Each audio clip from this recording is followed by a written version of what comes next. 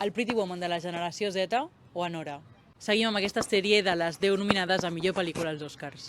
La guanyadora de la Palma d'Or a Cannes és considerada la Pretty Woman de la generació Z i una de les propostes més independents de la cursa.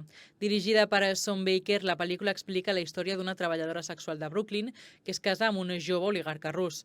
Això desencadena una lluita de poder amb la seva influent família que la portarà a situacions bastant peculiars. El film barreja drama, comèdia i romanç amb un estil cru i realista característic de Baker, que opta per càmera en mà i la llum natural. Aquesta aproximació ha generat crítiques per com retrata la indústria del sexe i la relació de poder entre els protagonistes. Els Oscars Anora competeix en 6 categories, destacant millor direcció i millor guió original. També la seva estrella Mikey Madison ha vist com la seva candidatura guanyava força després d'endur-se el BAFTA a millor actriu. I Yuri Borisov podria donar la sorpresa en actor secundari. Es podrà fer a Nora un lloc entre les grans favorites o passarà desapercebuda? La seva mirada independent la podria convertir en una de les tapades de la nit.